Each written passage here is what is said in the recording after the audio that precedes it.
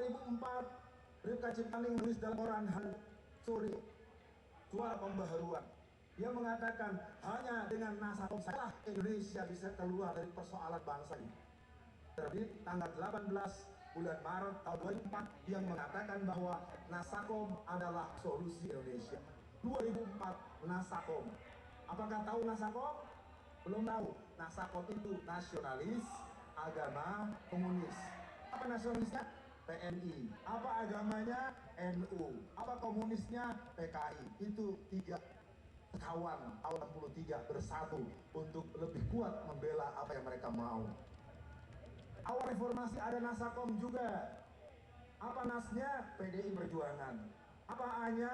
PKB. Apa PKI-nya? PRD. PRD adalah casing daripada partai PKI yang berlambangan roda gerigi, yang ADART-nya persis dengan hasil Kongres PKI tahun 1954. Jadi PKI ada 3 titik. PKI asli, PRD dengan casing suka bukan PKI faksi PKI, dan PKI balas dendam. Di sini ada Ibrahim Aidit, ada Ilham Aidit, ada Karmel Budiarjo, dan ada Sinta yang menginginkan tempat lubang buaya itu dihancurkan. Bisa diteruskan? Ya udah mulai nyebut nama nih, ya. Karena kalau tak lagi nama siapa di mana adanya, kita seolah-olah bermimpi di siang bolong, mengawang-awang melamun bagaikan katak yang jadi kerbau. Hari ini kukatakan PKI bangkit, terserah mau diapakan, yang penting kita masih punya konstitusi. Persoalannya hari ini aparat-aparat kita cenderung pura-pura tak dengar. Aneh bin ajaib ketika ada orang menggunakan kaos berlambangkan tulisan stempel Rasulullah, kalimat syahadat, tidak jelas asal konstitusinya, ditangkap dan ditembak di tempat dengan alasan teroris. Sementara orang yang berlambang palu arit, undang-undang masih berlaku. Undang-undang nomor 27 pasal 107 ayat A sampai E yang mengatakan barang siapa orang yang mensosialisasikan komunisme, leninisme, marxisme, maka dia bisa diancam kurungan penjara 20 tahun. Hal yang ada konstitusinya, malah presiden, pihak tentara, pihak polisi jangan kebablasan. Jadi mari biarkan palu arit dipakai di mana-mana karena tidak dilarang atau diganggu. Kalau ada seorang pejabat yang menyuruh sesuatu yang bertentangan dengan undang-undang, berarti yang bersangkutan telah mengajarkan kepada kita bertentangan dengan undang-undang, maka secara konstitusi yang bersangkutan harus diselesaikan secara konstitusional. Tentu para semua yang hadir, kita baru sampai di tahun 2005. 2005 terbit buku lagi yang berjudul Anak PKI Jadi Anggota Parlemen. Di tahun yang sama 500 orang tua usia 70-80 tahun mereka datang ke Pengadilan Negeri Jakarta Pusat di Haimuruk, arah ke kota Harmoni kota. Jadi yang sudah ke Jakarta mungkin paham. 500 orang dari Pasuruan, dari Banten, dari Kediri mendatangi Pengadilan Negeri Jakarta Pusat. Mereka adalah tokoh-tokoh PKI, kader-kader PKI yang menuntut hak kompensasi karena mereka ingin mendapatkan ganti rugi 950 juta rupiah sampai 2,5 miliar per orang dengan klaim anggota inti 3 juta orang dan simpatisan total 15 sampai 20 juta orang. Bayangkan penjahat yang pernah mengkudeta negara, penjahat yang pernah membunuh ulama, menyiksa, meracun 62 orang pemuda Ansor, menyembelih ulama-ulama di berbagai tempat, datang-datang minta hadiah, datang-datang kita minta maaf pada mereka, datang-datang mereka minta dibebaskan dan ganti rugi. Ini artinya mereka sudah bangkit, saudara-saudara sekalian. Amin. 2007 deklarasi Papernas yang dipimpin oleh Dita Indahsari. Alhamdulillah PBR dan FPI Pusat bersatu untuk menghentikan mereka. Dengan izin Allah, Papernas mati di tengah jalan, tidak pernah muncul lagi.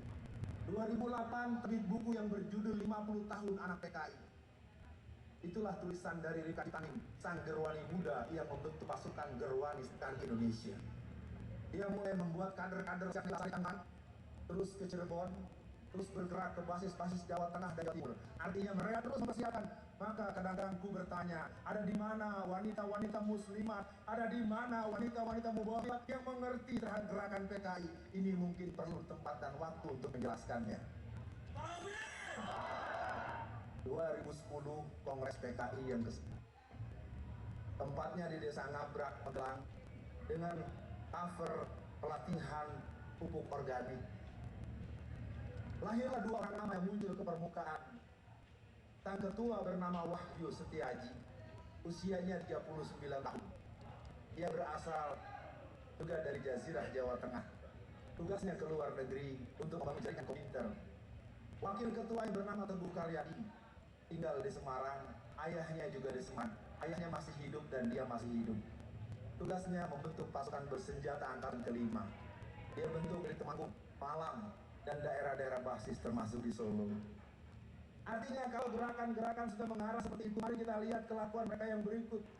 Tahun 2014 kita mendengar Pak Ade Tembak 2005 475 kader PKI Pulau Buru dipulangkan ke rumah masing-masing.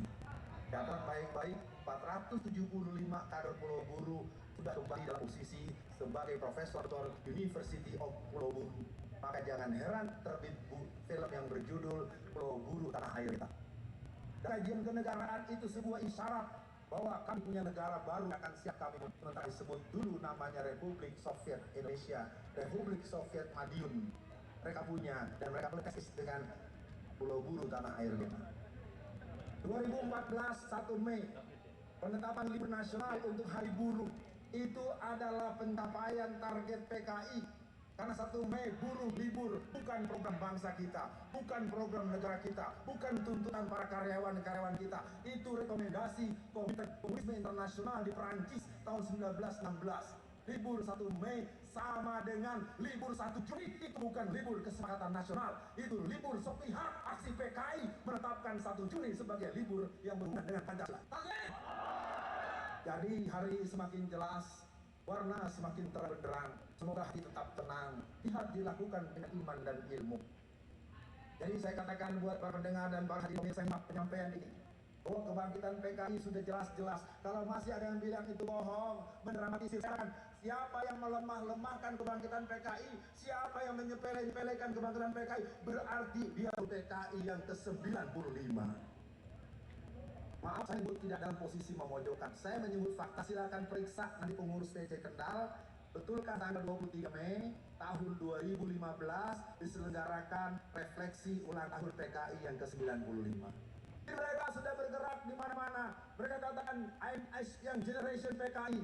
Maka pada hari ini saya minta yang saya hormati Ustadz Nur Hadi, ini diganti. Ya, ganyangnya ganyang PKI. Ya, kalau komunis, kalau umum PKI-nya bangkit, sudah di istana, sudah di balai kota. Balai kota Jakarta, Ahok adalah cerminan kader komunis tulen. Dia penyandang gelar salib dan palu arit. Bukti, hari ini selama 2 tahun ke depan, pajak bumi bangunan buat rumah yang harganya 1 miliar digratiskan oleh Ahok. Karena Ahok ingin jadi gubernur lagi dalam pemilu tanggal 15 Februari 2017. Sekarang gratis, tahun depan gratis, 2018 gratis, nanti menjelang dia 2 tahun berakhir akan ditagih semua. Siapa yang tidak bayar rumahnya akan diambil alih oleh Pemda DKI Jakarta. Ini gaya mau. Tapi apa mau dikata, masyarakat kita sungguh pendek cara berpikirnya, tidak mampu diajak agak menengah sedikit. Banyak yang berdoa, ya Allah, maafnya pemimpin seperti Ahok. Innalillah. 2015 gerakan mereka semakin berani. Akhirnya cerita ini di 2016. Inilah insiden mulai terjadi. Ketika mereka menyelesaikan belok di festival di Taman Mini Indonesia, di Taman Ismail Marzuki, mereka punya rencana tanggal 28 bulan Februari sampai tanggal 5 bulan Maret, dan dibuatkan oleh teman-teman anti komunis, teman-teman GPI, teman-teman PI, teman-teman Taruna Muslim, dan MTK pasukan-pasukan khususnya dari Bapak Kiflan Zen. Mereka kemudian berpindah ke kantor LBH Jakarta. Jadi mana pusat kegiatan PKI hari ini? Kegiatan PKI hari ini ada di kantor LBH Jakarta dan di Ponorogo. Silakan periksa di sana. Kegiatan PKI Jakarta sentralnya di mana lagi? Yang kedua di Latuhar itu di kantor Komnas HAM. Jadi ada 2 tempat, kantor umum, kantor pemerintah, kantor LSM telah berubah di Makassar PKI. Sedikit-sedikit mereka pergi ke sana. Kemudian datanglah Bejo Untung dengan rombongan pergi ke Cisarua Bogor untuk menyelenggarakan rapat koordinasi nasional. Oleh kawan-kawan Bogor, oleh GPN Bogor, mereka kemudian bisa dihalau, lalu mereka kembali lagi ke LBH Jakarta. Mereka kemudian bergabung ke Hotel Arya Duta di depan Pak.